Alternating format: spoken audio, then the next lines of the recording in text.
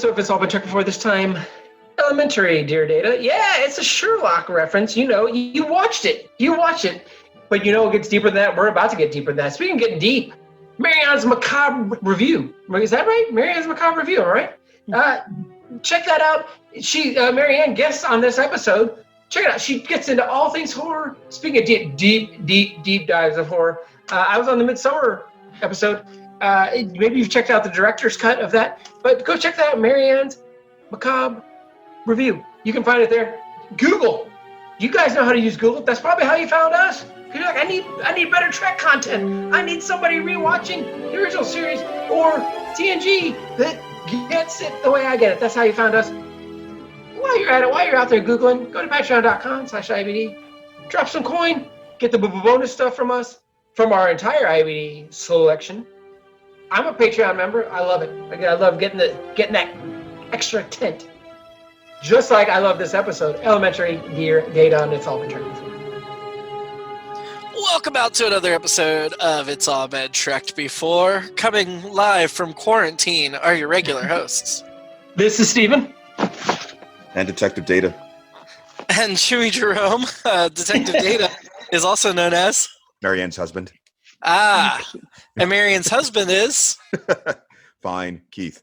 Keith. And we're joined by... Hi, I'm Marianne. Marianne's back. Yay.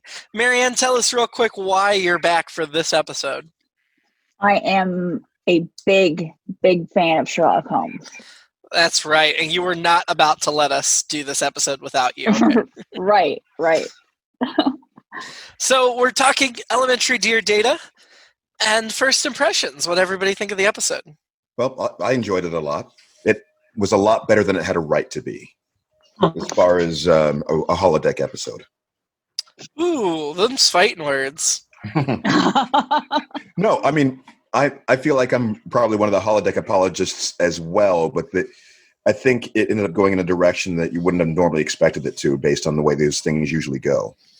Yeah, I kind of have a similar sentiment to Keith. Maybe as strong, maybe not as strong. I'm not sure.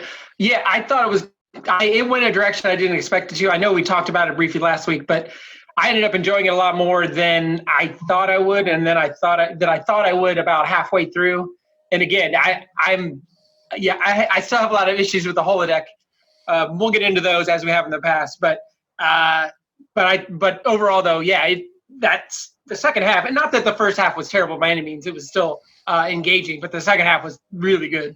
Really, when it went the different direction, and it was like kind of like what we just did before we came on. I all of a sudden I blocked out all of their sound and everything going on around me. So that was I enjoyed it a lot. Yeah, I loved the episode. So I think we're all thinking favorably of it. Great. Oh, we don't know what Marianne thinks yet.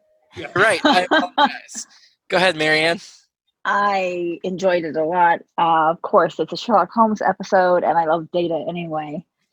So I think it's just here's the thing. Back when we saw it in 1989, I think is when this episode aired. 88, I think. 88. When it December 3rd, 88. So it was less than a month from 89. You were close. Yeah. I nitpicked the Sherlock Holmes just like I did this time. But of course I did. I've only seen it twice now. And I just love this episode so much. I remembered everything that I was like, oh, I remember little Marianne was angry at this and angry at that. And that because, I was such a connoisseur of Sherlock from such a young age that he wouldn't do that and blah, blah, blah, blah. Anyway. But this was a Sherlock-like story. This wasn't a Sherlock story as they exist. True. I had fun picking out all the stories that they were combining together. Nice. There were 4 novels and 5 volumes of short stories, totaling 60 short stories. I know it sounds like Marianne, you definitely read some of them. Jimmy-Jerome and Keith, have you guys read any of the Sherlock Holmes stuff? A little bit. I was inspired to get the collected works. I don't remember if that was a gift from Marianne, but I mean, I have it on Nook. I haven't finished all of it, but I've gotten through a good portion, enough to really get a feel for how the stories are supposed to go or sound, etc. I bought the complete collection when I was still writing Porn Star Detectives, trying to get some inspiration, and I never did actually base any porn star stories from Sherlock Holmes. So I was telling Colleen, I don't think I'm pretty sure I've never read any of the books, even though my dad had a couple of them. I think I probably read the first 10 pages a couple times. Mhm. But I don't think I didn't watch any of the Robert Downey Jr. movies other than bits and pieces. yeah, I And didn't then either. I didn't watch the series. So I'm very familiar with Sherlock Holmes, but I don't know I've never consumed anything specific in total. The Benedict I know. Cumberbatch series is excellent. I have seen all. Yeah. But Colleen did say that, yeah. I Yes. have read all the books. I've actually gotten the Audible, what has all of them in it. It is not very good because the guy has a watch that goes beep beep during it, and he can hear him turning pages over the microphone and stuff. So That's stuff that Marianne warned me about at the beginning of when I started trying to do audiobooks. yeah. Actually, that also, I'm sorry, I was going to say that also relates to how you kind of encouraged me to get into it. Do you remember? Yes. Keith was reading Sherlock Holmes to me in the car when we were going on a long trip. And I reached to turn up the volume of the stereo to turn Keith up because he was so good. I forgot that it was Keith reading and thought it was an audiobook. So, yeah. So that's how Keith got his start. I don't want to jump ahead in the story, but I do want to mention that this title is flawed. Correct? Yes. Because the common phrase is elementary, dear Watson, and Data's not playing Watson; he's playing Sherlock. But And technically, he never says that in the books, or he might say it in one of the hackneyed movies or something, but he never says it in the books. But most importantly here, I think Keith probably notices too. Pulaski says, elementary, dear Data. Yeah. Oh, Pulaski. I got lots of notes on Pulaski. I wrote down, she said the title. She did, but she seems like a smart enough character not to screw it up in that manner. Right. Which manner? The thing about it being Watson? Yes. Yeah. I don't know. I guess you get caught up in the moment. Yeah, I think it's He like was smug and trying to one-up him. But then while she's being smug, she screws it up. I would chalk it up to the quip being more important to her in the moment than the actual. Yes. Sure. Exactly. That makes sense. Elementary, dear Geordie just doesn't roll off the tongue as much. No, it doesn't have the same je ne sais quoi.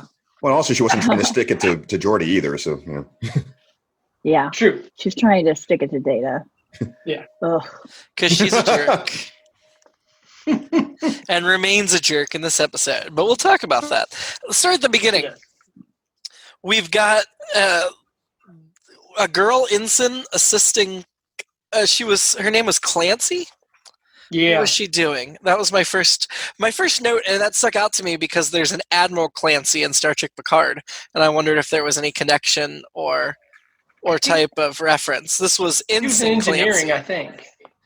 Yeah, she was Engineering the assistant chief engineer, and she was played by Anne Ramsey, who you may know from Mad About You, A League of Their Own, the 2001 Planet of the Apes. She's quite a well-known actress. In Mad About You, she played Lisa. Who was she in League of Your Own? Not- She was Helen Haley for Space. I was thinking League of Extraordinary Gentlemen. No, she was in Heart of Dixie, Secret Life of the American Teenager, Hawthorne. She's Dexter. She's got tons of credits. So Who was she in 6 Feet Dexter? Under. In Dexter, she did 6 episodes as Ellen Wolf. I can't place her by She was the in name. the L Word.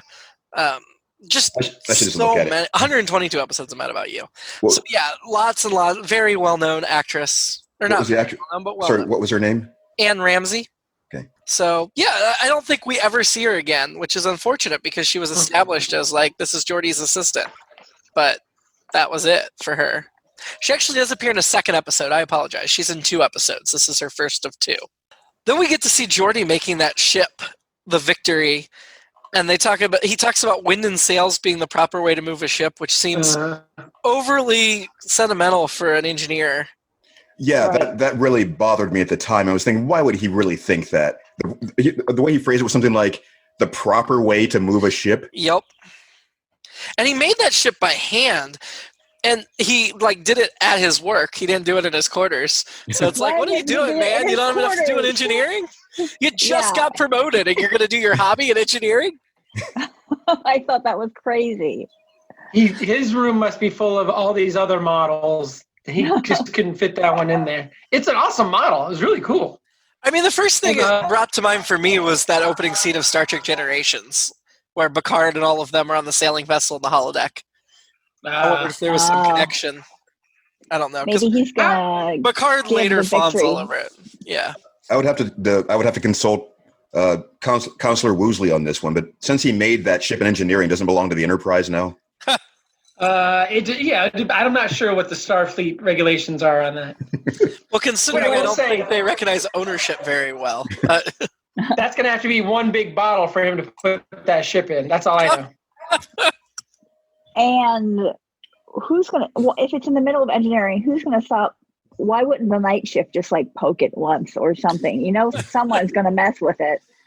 And is it possible? Was he gonna give it to the USS Victory that was coming in? Yes. Yeah, he The, said that actually. What am I gonna do with this? Yeah, that's what I was thinking. Like, where's he going to put it? If he puts in the conference room or something, that's taking up a lot of real estate. Yeah. They're going to be like, thanks. It's like if you buy a kid like a giant stuffed teddy bear, and their parents are like, "Oh, yeah, Great. okay, great." I thought you were This is now actually your saying, bed. if you buy a kid for someone, I thought you were about to say. Yes, if you buy a child for someone. Jordy will see it at a Space Goodwill store sometime soon. He'll be really crestfallen.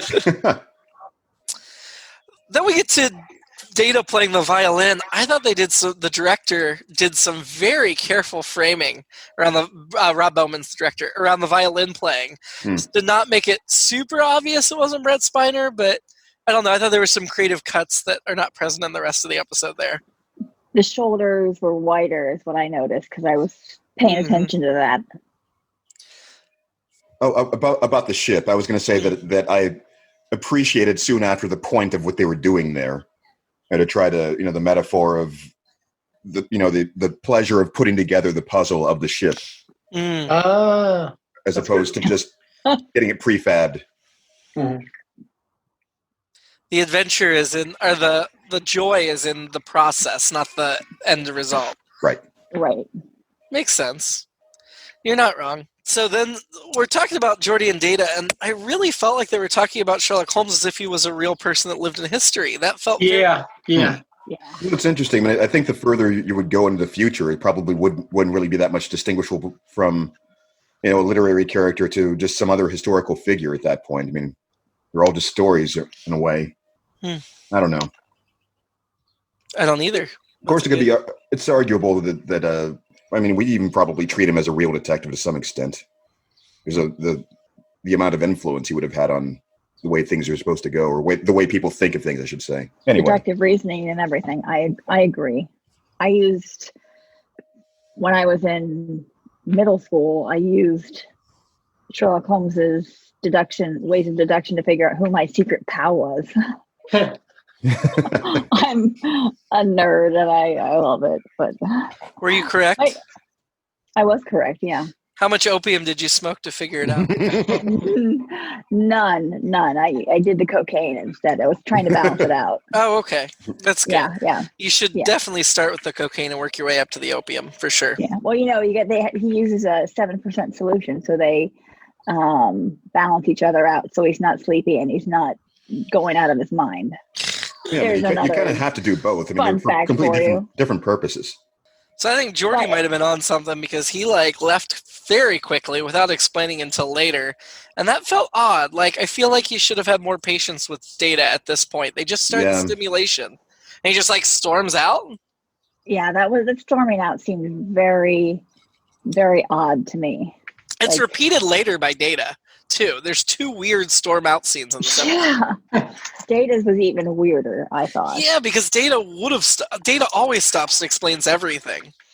Yeah. I don't remember that part. What was he storming out? It was right after he saw Moriarty and realized what Moriarty was. He just storms out. Moriarty handed him a piece of paper, which was the ship. Right. Designs, and he's like, whoop. And out. And then they get to the 10 forward, and they're talking, and they're like, yeah, Data always knows the answer. And I'm like, no, he doesn't. He always knows the answer if it's factual, but he doesn't always know the answer to every situation or every mystery. And that line did not feel right to me. Yeah, because I felt like when they're like, well, I mean, and to me, this hurts the episode, its core premise, or one of its core premises, which is, Data, Data solves, he's never had to solve a real mystery. He does it every week. Every week, he's helping them figure stuff out because they're running into things they've never run into before, which happens every week on Star Trek. That's why we watch it. And so, yeah, he has. He's helped solve a bunch of mysteries every week. I mean, wasn't it just last week? He was like, I don't know. So, I mean, it just happened last week, I think, or 2 weeks ago. It was this season. So I thought that was it's like, okay, all right, I'm going to suspend my disbelief and pretend that he doesn't do this every week. Okay, go on with the episode. Oh, man, now we're making the episode less enjoyable in my eyes. I hate breaking it apart sometimes. Sorry.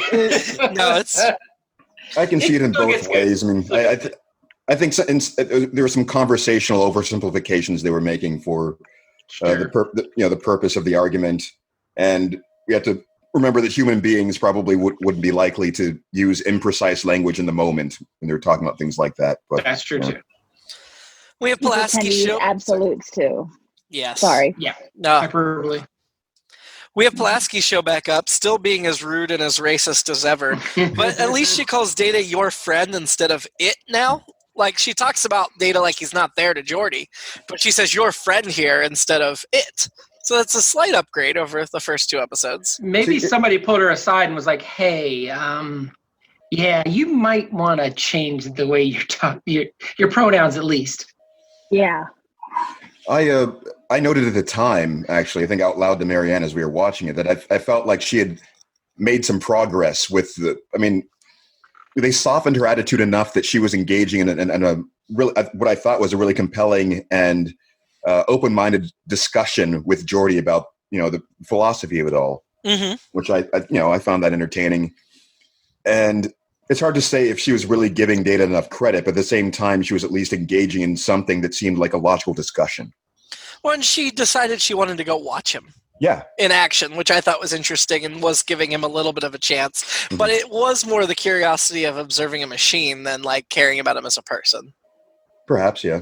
So when they take her into the holodeck, which, let's do some fashion talk. The costumes in this episode are great. Right? Oh my gosh. They are. When Picard puts on that outfit. And Worf. So good. Oh, yeah. Yeah. So help me out, because I feel like when they go into the holodeck, then they should have costumes happen to them or whatever. Oh. They can, but it seems like most of them tend to get dressed before they go in the holodeck. We saw that in Dixon Hill as well. Would it work that way, though? I mean, for the holodecks work with... they were creating matter, like a hard light thing, I guess, and then it's they're using replicator technology too, so I don't think they can have it form around them necessarily. But I think it's just a more complicated thing to do. But wouldn't it be a thing where if they looked at each other or at themselves, they could see clothes there? It wouldn't necessarily have to be that. No, that's a good point. It has to be made out of matter. Remember, for it to interact. I mean, they can have like a stationary picture somewhere that is like a screen that is showing the illusion of something moving, but they can't like put things in between. I mean, they can't put illusory things in between them. They actually have to be replicated. Really? Because they put like streets and walls in between Pulaski and Data and Geordi. But that's what I'm saying. It's a stationary object. It's not like plastered to them and moving with them. Yeah. Huh. So, the holodeck technology, it's super confusing, and I did like the conceit where they're going to explain to Pulaski so they can explain it to the audience, and I know there's a fine line to walk here between getting too deep into the technobabble and giving a simple explanation, but I felt like they could have gone a little further with the technical explanation. Yeah, there's something that they slipped up on that Marianne pointed out. Do you want to talk about it first? I mean, I have some other things to say about it, but go ahead. The Moriarty character says arch. So if he creates an arch in this room that is 20 by 20 or 30 by 30, shouldn't, I mean, the other characters have walked off further into the distance. with the room is moving with them, and all of a sudden an arch is created in this smallish room, wouldn't they either hit the wall because someone else has created a fixed point in the room? Well, and to get into anything, you almost have to have a retina scan or whatever on the Enterprise. But any random voice saying that random word makes that happen. Yeah. That's a problem. Well, by that point, we skipped over some other things here. Now, this is what I thought things were kind of fascinating. Because my last note on this, we're going to have to bounce all over the place here. The implications of the AI that's going on here. Mm-hmm. This is going to come up again in the next episode. So Geordi goes to the ship's computer and asks them to create a rival for data, essentially. So this computer was advanced enough to program another life form, essentially, mm-hmm. That could have the same level of consciousness as data, and gave it permissions to access the ship, mm-hmm. in essence. So that's why his voice was valid. But also, as Marianne was saying, so the physics of what was happening there, one, it's when they moved on, or when there were no other living beings in that area, you would think would like dematerialize to save space. So it was persisting with Moriarty as a figure there to be able to access the arch. And I mean, it occurred to me you could think of it as like when you have an open world video game, you have certain things being simulated in the background that aren't actually on screen. And so that could be a virtual thing that was happening, quote unquote, in the mind of Moriarty, but still, I think he interacted with the computer there. Well, I guess he could interact with the computer in his mind, but pressing right. button, but I think they were definitely meaning to represent that as a physical arch that anyone else would have accessed. So I don't know. Well, I think we're missing one big thing. One glaring big thing is Moriarty saw the holodeck arch before they programmed the computer to create a data. Really? Villain. Yes, as Geordi is standing in the arch and telling the computer what to create, go against data, Moriarty's there watching, and that's when he first notices the arch. And then there was one other woman that was with him that saw the arch when he called it back, and she screamed, but none of the other characters noticed it. So he noticed it outside of the program, and then a woman noticed it outside of the program that shouldn't have. Yeah. So there's every time they do the holodeck, there's some logic inconsistencies. So one of the things that I noticed was when Moriarty hands Data the paper from the holodeck, he immediately leaves the holodeck. The paper should have disappeared. Well, remember it's matter that persists. Right. Are you sure?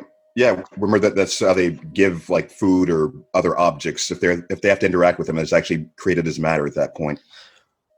But you interact with Moriarty because he can touch you and interact with you, but they can't make his matter into permanent form. In fact, that's a plot point of why can't you convert holodeck matter into permanent form. So I feel like it's uneven. I mean, it's the same thing like when Wesley got wet in the pilot and was still wet when he left the holodeck. That matter went with him, but not the matter of Moriarty. See, I think it's about certain types of inanimate types of. I think it would be certain objects would have different types of classes in the computer as far as the computer was concerned. Sure. I think it would be programmed in to have different purposes. So if it's an object that you needed to hand off or walk around with, it would have to be made into matter. If it's a living object, quote unquote, then you would have to make it out of hard light, I think. This doesn't fix everything here, but is it possible? Because my issues are with the computer, and I think, Jimmy, you kind of started heading that direction. So the computer is giving Moriarty a lot of control. I think all you guys mentioned. Is this a possible HAL 9000 situation where the computer's like, you know what, you guys don't respect me? I'm going to be this Moriarty guy for a little while and mess with the whole damn ship. It seems like that, and it bothered me there was no safety protocol to warn Geordi, like, hey, you're about to do something severe. Are you sure you want to do it? When it will ask, similar circumstances, and then they can't override it. So why aren't they capable of overriding it later? I guess the fact that it's capable of defeating data, that means you can't just override it because then it won't be capable of defeating data. But then again, something that's severe, there should be some warning like, are you sure you want to do this? Right. If it's going to open up all these security issues, I mean, I can't order a pizza without saying, are you sure you want this? I mean, come on. Yes. I think that goes to what I was saying at the end there, where my last note that chronologically the last note on the list about the AI thing. It seemed a little strange to me that you would have. It's like having time bombs in every ship. If you have computers that are that powerful, and they didn't consider these kinds of possibilities. I mean, my first thought would be that people probably just didn't imagine that somebody could do that, so that they wouldn't have built in a fail-safe for that. This isn't even the ultimate computer. So let's jump back out of this to where we were in the story. It was at this point, after Moriarty saw the arch, that we got a glimpse of Worf and Riker noting the power surge on the holodeck. Yeah. And I don't know about you guys, but it really jarringly made me sit up and go, wait a second. Yeah, this episode has only been Data, Geordi, and Pulaski when those guys showed up. It was really weird to take us out of the story at that point. Yep, I had the same feeling. I mean, it wasn't until 28 minutes into the 44-minute episode where the rest of the crew shows up and we get anything. So the first 2/3 are just those three characters. I think I kind of appreciated that if they weren't forcing in all the other people just to have them there. I mean, that they were the focus of the story, and it's nice to see some I guess side characters, for lack of a better term, right now, minor or whatever. I liked the focus. It jarred me out when we saw Worf and Riker. I wish we hadn't gotten that power surge scene. I don't think it was necessary. I wouldn't mind waiting till they actually go for help to see other crew members. Do you think that might have also telegraphed what was going on too soon? I mean, it did telegraph, but I thought they were telegraphing pretty early on anyway. I think it was unnecessary, really. I enjoyed Spiner going in and out of character as Sherlock Holmes, or Data going in and out of character as Sherlock Holmes. That was fun. Spiner's such a great actor, and when he can do those quick flips, it helps spotlight his talent. Yep. I liked the music in this episode. I thought it was fun and whimsical. I wrote that down too. That's what I was going to ask you guys, and you kind of already answered it. I thought it was good. I wasn't sure if it was cheesy or not, but I thought a lot of it was really good. So we're going to put it in the good column, I think. Or depending on what the Marianne and Keith think. I can't place it in my head right now. I can't think of what is going on musically. I think it fit the theme. Yeah, I thought there were a couple of some good pieces. Yeah, I thought it was good. For a one-off story that didn't have an overarching thing, I think this was fine. Yeah, the music was fine. So my next note is when they go to the bridge for help. So we're in that final third. There's a close-up on Geordi. And I can totally see his eyeballs behind the visor. Oh. On my 55-inch television. I was going to say, could we see that 30 years ago? Probably not. Probably not, but to me it was very noticeable. The visor slats were too big a space because, anytime he takes it off, all you see is white, and I saw actual colored irises. I didn't catch that. I mean, I don't know if you were watching it on big television or a little computer screen. I don't think I would have caught it on my laptop. No, big television is just... Okay. Could have been looking down or any number of things, but still, that's interesting. It was several times in that close-up. I think they just should not have gotten that close-up to LeVar Burton if you're not going to cover the eyes. Sure. So, Troy senses Moriarty's consciousness. I thought that was a very interesting moment. That probably is one of the things that made me make the note about the AI again, because that's kind of frightening if they can do something like that with just the computer cobbling something together. So does she sense the computer's consciousness? Or is the computer conscious? Can the computer build something greater than it is? That takes me back to... Yeah. Right. I mean, I feel like, isn't that the computer at the end of the day? I mean, can't, in theory, the computer just pull the plug on the program whenever it wants? I would think so, but I don't know. I guess it would be a piece of software, technically, like a module that it made. But I mean, I think they kind of get to that with Picard. I didn't write that down yet, but are we ready to get to the resolution of that? Or well, here's my question. So there's the issue of this not a person Moriarty reaching into our world, and I think that's, however, I can accept that, but does it make sense that you've got the holodeck beyond the programming of what it is and stuff? Shouldn't it be a separate thing, not other than energy? Should it be connected to the rest of the ship? Should it be a separate computer? I wouldn't. Why? And I think I've said this before. Why would you want that connected to any other thing on the ship other than you can communicate to people in there if you need them in an emergency? And I feel like this is we're third episode of season 2, and this is the 4th time things have been endangered by stuff going on the holodeck. So my counter argument to that, Stephen, and I'm not sure the show actually ever shows this, so maybe this is just in my head. I think it would be such a useful tool for science and engineering experiments and being able to link it to that's a valid point. Although that's never what we see him using it for. Sure. They've got it, right? Like Dr. Crusher wants to practice surgery. She goes in there, environment, yeah. I think we do eventually see Geordi run some simulations on engineering experiments there in later seasons. So that makes a lot of sense. That would be why I'd want it connected. Though while we're talking about set up a separate environment for that. So some idiot in there just messing around with whatever weirdo fantasy they have doesn't screw with my ship. All of a sudden I'm the captain, but you know what I'm saying. I mean, this isn't the last time we'll see a holographic character become sentient and develop personality. Right. I mean, Deep Space Nine, we've got Vic Fontaine, the lounge singer, who they end up leaving on all the time so he can have an actual life. And in Voyager, we've got the emergency medical hologram that ends up staying on full time and being the doctor for the ship's crew because all their doctors are dead and that's the only doctor they have. So I feel like as small a part as Moriarty is, and like I said, we are going to get a second episode of him down the road.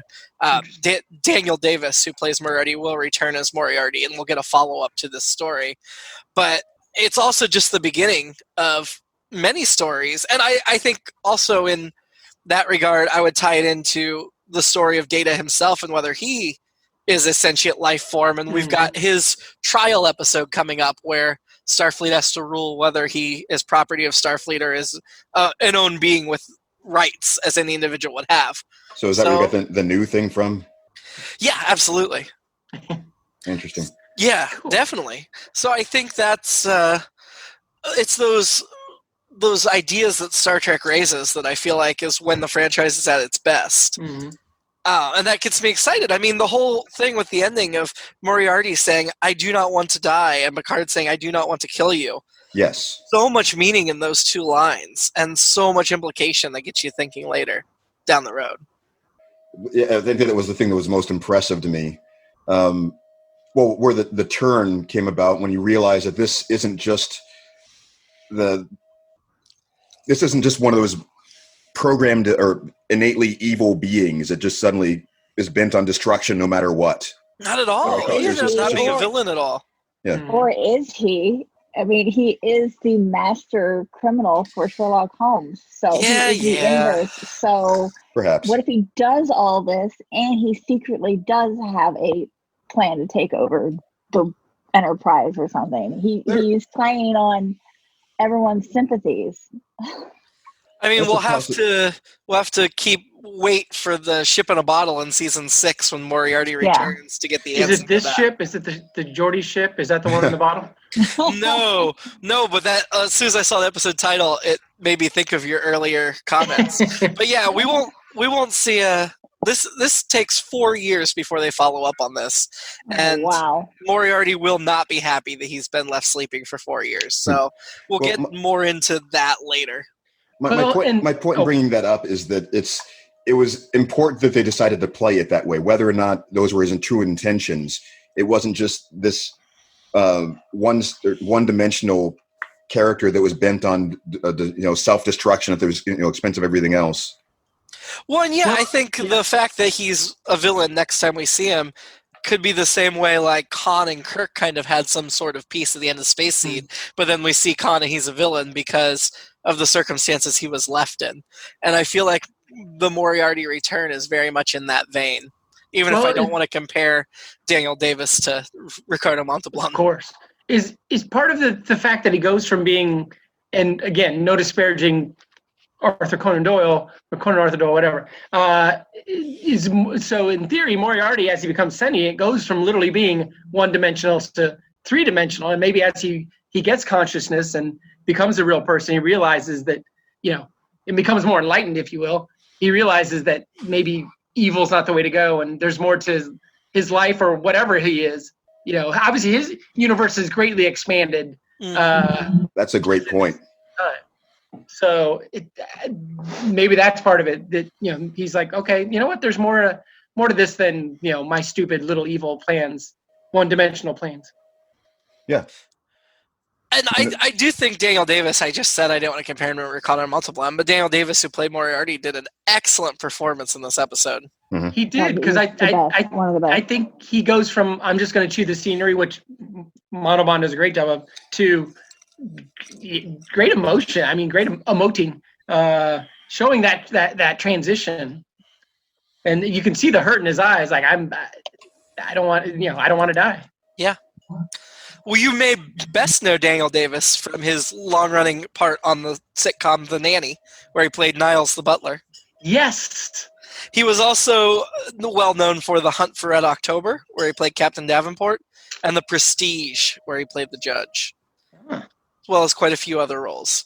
So I like Daniel Davis. I think this is just his best performance I've seen him in. I dig him a lot. The other guest star in this episode, I guess we should mention, is Inspector Lestrade, is played by Alan Schurman. I wanted to bring that up because I made a mistake when I first saw him on screen because I thought he was actually the doctor from Voyager. No, it was not Robert Picardo. Yep. No, Alan Schurman, who's best known for that's just Miscellaneous Crew for Rise of the Planet of the Apes. He was in a movie called Bullshot. He was in Escape from New York. He was in the Russell Crowe Robin Hood as Miscellaneous Crew. But he's got 135 acting credits, so still active today. Just never really totally broke out. Working actor. Mm-hmm. Also want to mention this episode was written by Brian Allen Lane, and sadly this is the only episode of Star Trek he writes. I would really like to have seen more from him. Bummer. He only has 14 writing credits. And his main job was he wrote a bunch of episodes of Remington Steele. But I think he could have done. I thought he was a solid writer. I would have liked to have seen more. Picard basically promises to save Moriarty and maybe bring him back. I mean, he doesn't say the word promise, but it's essentially there. And I just felt like that promise was weird and hollow, and I don't know. I don't think he should have made the promise if they weren't going to actively work on it. I think it should have just been more, we'll keep this in mind for future developments. What you tell customer service people. But give him the slow no. I mean, not no. I don't want to say no, but Picard certainly made it feel like, yes, we're going to actively work on this. And I don't think he should do that if he didn't intend to do that. And he clearly did not intend to do that. To contrast that, in The Big Goodbye, he pretty much tells the lieutenant in that episode, I don't know what's going to happen to you. I mean, he's very honest, which I love the conversation at the end of this, and I love the last 20 minutes or whatever are fascinating. I'm still not sure that I don't like the conversation in The Big Goodbye, even though I hate that. We did not like that episode. That's the only saving grace in that episode. I'm still not sure I don't like that conversation even more than this one. But I think it is interesting that, Picard kind of treats the situations differently, and I'm not sure why. I did like Picard letting Geordi off the hook in the end, though. I mean, Geordi needed that. Yeah. Yeah, this obviously isn't something that happens all the time. No. If ever. It should be able to happen that you misspeak one name and... Was it necessary that Picard go in? No, but that was just Picard. Yeah, I just figured it was like... so damn good in that suit, that's why... He did. One of my notes was that it was an effective excuse for people to dress up. Yes. And go in. Which is always welcome. Sharp. They all look sharp. Mm-hmm. My last note here, they talk about the holodeck, and Picard says energy and matter are interchangeable. I mean, I guess there's aspects of that in Star Trek, like the replicator is converting energy to matter, the transporter is part of that. Mm-hmm. But is that something based on real science today? Do we know that energy and matter are interchangeable? I think it's been theorized. I haven't really looked into that very much, but I feel like I've heard that before. Yeah, I mean, I Google it, and there's certainly results, but it's not something that I feel like is known to be a fact, and that threw me a little bit. Well, I mean, it seems, as I said, I think it feels theoretical, and I'm not sure what people would, like the practical application of that knowledge, if that would be possible at this point. Apparently, E equals MC squared, the famous Einstein theory. A part of that is that energy and mass are interchangeable, so it's obviously not a new idea. To finish up the costume change thing, I appreciated, even as it felt a little stretched or tenuous, but that Picard took the time to explain that the reason why they were dressing up was to not give too much more information to Moriarty or anybody in the holodeck about what was going on outside of it. And the last thing I had was I wrote down that there is a Marianne anecdote about Moriarty's appearance. And we talked about that a bit, but it's about what young Marianne thought when she saw Moriarty show up for the first time. He wouldn't be there. he was only in one story, and for the computer to mix all these stories together and put Moriarty as a non-player in the mystery was inconceivable for young Marianne. He was Jabez Wilson is from the Red-Headed League, and the pull rope with the bell with the snake is from the Speckled Band. So you have a full story right there. Why would you have Moriarty being in the background? There was no reason for that to happen. Devil's advocate here, I feel like every Sherlock Holmes film adaptation has to include some hint of Moriarty. He's got an outsized role beyond the literature himself. There was something about that character that just stuck in the public consciousness that makes him get hand in hand with Sherlock Holmes whenever he comes up. He's only in one thing. I get that, but even if in 2020 I'm saying that, by the 24th century, I'm sure that's got to still be the case. Yeah. While we're mentioning Sherlock Holmes and Moriarty real quick, I should take a moment to plug Barbara Barnett, who had appeared in many episodes when we discussed the original series of this program. She has a book out called The Apothecary's Curse, and Arthur Conan Doyle does appear briefly as a character in that novel. And by the time this episode goes out, the sequel to that, Alchemy of Glass, will be out. So check out Barbara Barnett's novels on Amazon.com, The Apothecary's Curse, The Alchemy of Glass. If you like the Holmesian era, that is when The Apothecary's Curse is set. And unlike The Apothecary's Curse, which I got to read before it was published, I have not read The Alchemy of Glass or any of the pages. She has not sent them to me, so I don't know if he figures into the sequel or not. Early on, someone says we love what we don't have, kind of the grass is greener thing, which I think was the theme in the original series too. Kirk was like, oh, do I want to walk on a beach? No, I got to be a starship captain. Spock couldn't decide if he wanted to be human, Vulcan, that kind of thing. So I thought that was interesting. Yeah, Geordi said it about the boat. Yeah. Oh, that's it. Yeah. Then, so Pulaski says, well, losing's a necessary part of life. Is it? I know we learn from losing, but is it necessary? Yes. I think it is. I do. Because, if losing's not necessary part of life, then winning isn't part of life either. You can't have one without the other. You need the balance. Yeah.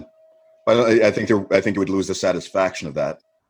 Of winning and losing would become meaningless, and you get those weird, psychotic, godlike beings. Then that's why they act out in those ways whenever they encounter humans, because it's just like they what don't else know. do you do? Yeah. And we know how much Steven loves those beings. Yeah. So. Now you've got me thinking of it in the sports context, which is I follow teams that do terrible for years and years, but it's worth it when they win it. So it's that much sweeter. So Eagles. Exactly. I will concede that point. That makes a lot of sense. Help me, and this is kind of a holodeck issue, maybe not. So while they're in there, Data solves the murder of the guy. Mm-hmm. Implicates the wife, but while he's doing it, he's like, oh, this guy was a terrible, abusive person. Is that an ethical issue there? Should he be calling her out when she's been this victim of abuse? Is he making the decision that, well, either A, who am I to step in? Well, you're Sherlock Holmes and you're in a computer simulation, whatever you do, you can do whatever you want. 1, 2, or is it, well, this is, the murder's terrible. I know he was terrible, but she shouldn't have killed him. I just think he should have just been like, it should have been like hockey, just like play on, no penalty. Well, and we've known from he's not a real person. As we know from the Sherlock Holmes books, if Sherlock had read them, Sherlock is sympathetic when it comes to situations like that and does let the murderer go if stuff like that happens. If there are extenuating circumstances, he's like, well, no harm here. Bad guy off the street. Bye-bye. Well, and I think that gets to your point, Marianne, earlier. I think more or less of, it was a cool, Sherlock Holmes was a gateway to get in here. They didn't necessarily have to nail every aspect of it, but yeah, that's good background. Thank you.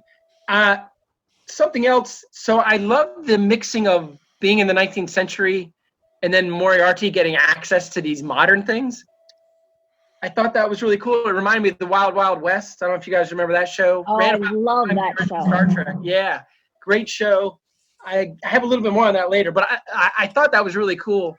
It ran about the same time as Star Trek, and actually, unlike Star Trek, it had very high ratings, but at the time, Congress was pushing hard on television to be less violent, so CBS canceled it. So as one of their violent shows, which I loved that show. I thought it was a great show. I love Robert Conrad. I always wanted to have so many gadgets, like shoes that had things in the heels and all that stuff. It was so awesome. It was a James Bond in the West, and and that was part of the reaction with Hollywood was like, well, the Westerns are going away, but this James Bond thing's cool. Here's a way to keep using the same sets and stuff. And again, great clothes. I loved everything James West wore on there. I only ever saw the movie adaptation with Will Smith. Me too. Gosh, that's the worst. Me too. If I had known that's, with that perspective, I never knew what the original series was even about or like, but when you put it that way, I kind of want to see it. Now I understand what they were doing in the movie and why they were doing it. Yeah, it's just fun and cool. It's still episodic television, but I don't know the last time I watched an episode, but as a kid I loved it, obviously, but I still think, if nothing else, that concept is so cool. And I feel like, steampunk's very much in that same kind of mindset. It's not, I wouldn't call it steampunk, but it's a similar thing. I think all the rest of my stuff are illusions. The next one is, and I changed my mind on this as the episode went on, because I really grew to like it. It made me think of Tron, which I think, I've never seen the whole movie Tron, but I'm familiar with it. The original wasn't great. I understand, but lot of you're gonna get some. Yeah, and you guys can tell me different, but there were a lot of, especially in the 90s, as the internet and everything came into greater prominence. A lot of the evil inside the machine and the computer kind of things. Yeah. And so it started to make me think of that, but I'm glad it went a different direction. Again, as I said earlier, I loved that it went. I thought it was just going to be, we're going to do a Sherlock Holmes episode, but it was so much better. Mm-hmm. I thought Moriarty's speech near the end, I thought he was going to go right there and say it. It was very much the speech at the end of Blade Runner. It's Roy Batty's speech. He talks about the things they're going to lose if he goes away, and the thing he almost said it, the things I've seen. I was waiting for him to say it, but it was very similar to Roy Batty. And I don't say that in it ripped him off, or they're ripping off Blade Runner. I just thought it was a cool illusion, and it's a similar concept there. So I thought that was really cool. I thought the conversation about the existence at the end was really awesome, and it was long too. I'll give it that. It was longer than the one in The Big Goodbye. Although I kind of loved the one in the Goodbye, because it just kind of came out of nowhere, and it just kind of to the point. And probably also because I didn't like the rest of the episode. Alternate episode? Mine are either Wild Wild West, as I already discussed, or there was a movie that came out in 1979, Time After Time. I don't know if any of you guys have ever seen that. Sounds familiar. I can't think of why. Malcolm McDowell, Mary Steenburgen, David Warner. The idea was that H.G. Wells has invented a time machine, and Jack the Ripper steals it or uses it. This sounds like a Packer and Ratcliffe wow. episode. Uses it and goes to modern-day San Francisco so he can kill more people. H.G. Wells follows him there, and he's tracking him down time. It's a very charming fish-out-of-water movie. Malcolm McDowell, I think Mary Steenburgen, I think they might have been married for a while after that. It's a charming movie. I highly recommend it. I'm fairly certain I didn't see it now. That's my other idea. Just the mixing of modern and 19th century stuff. So I thought that was really cool. This is one more side note I have, not quite on an episode, but another illusion. So the 7% Solution was a movie written by Nicholas Meyer, who wrote and directed Star Trek II Wrath of Khan. So I just want to read you guys the synopsis. In this bizarre twist on Sir Arthur Conan Doyle's classic detective tales, Sherlock Holmes finds himself experiencing vivid hallucinations resulting from his cocaine addiction. Concerned about his friend's personal and professional welfare, the loyal Dr. Watson contacts Sigmund Freud to analyze Holmes' drug-addled mind, while the legendary sleuth also investigates the mysterious kidnapping of Lola Devereaux. And my dad had this book, and I never read it. I've always wanted to see the movie, and I never have, but that's the one little Star Trek connection is Nicholas Meyer.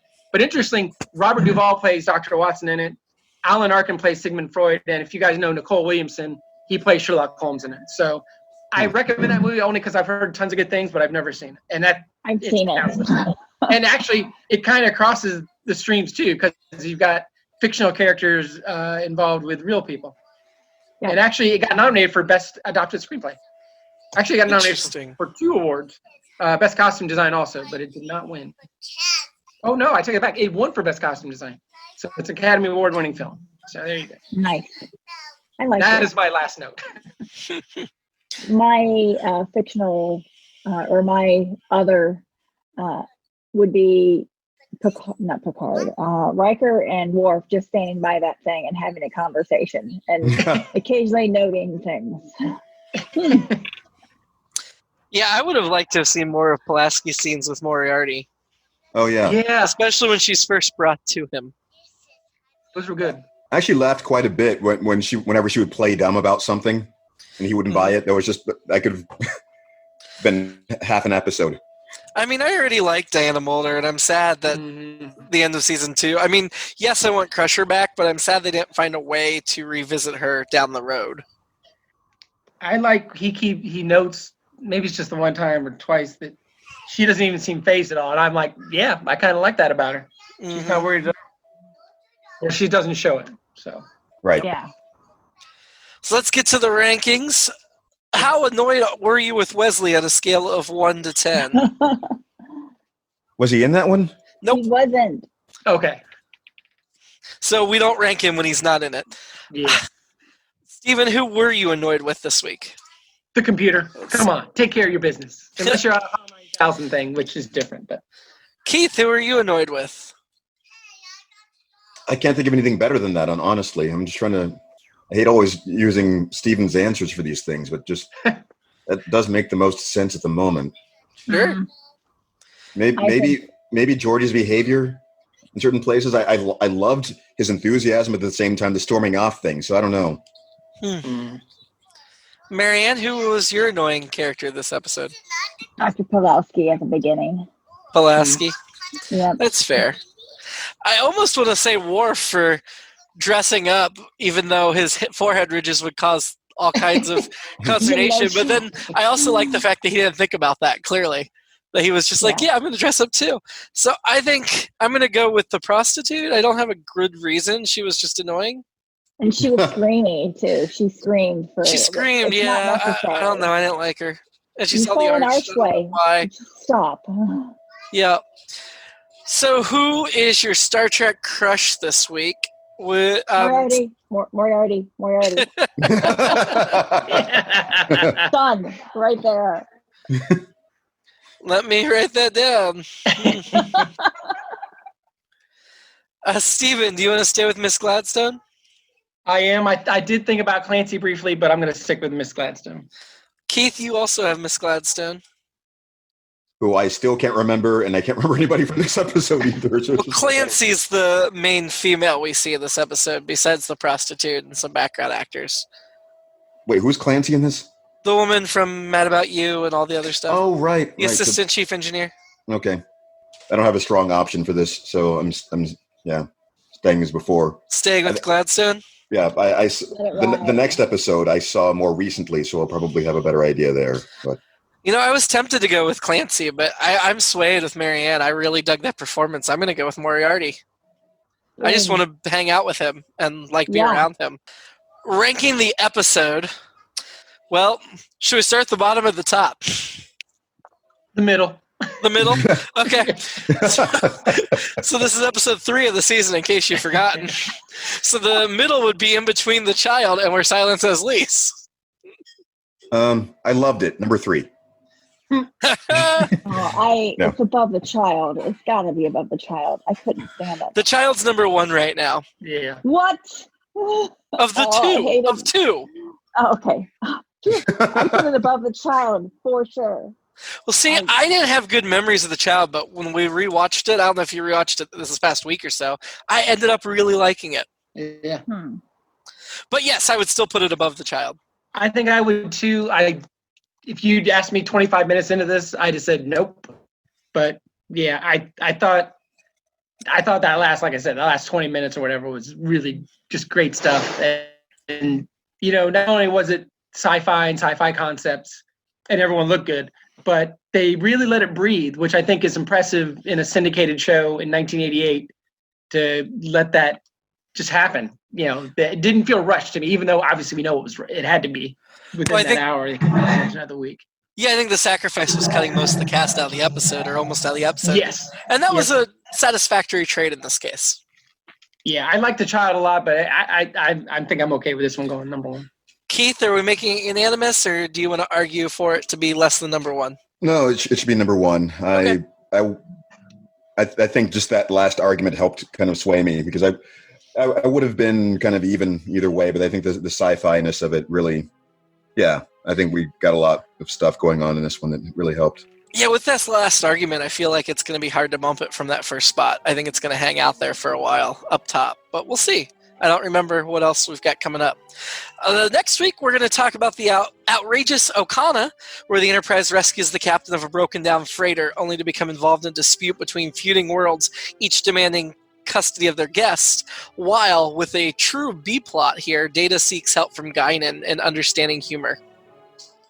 So I'm excited to talk that. We've got some really notable guest stars in that one, and we'll get to that in a week, which will still be quarantined. So come back and join us with our tinny voices for another week. Until then, live long, stay out of the holodeck, and prosper. But I want to go in the holodeck. No, it's dangerous. Yeah, but it's also fun. What's danger without? I mean, what's fun without a little risk?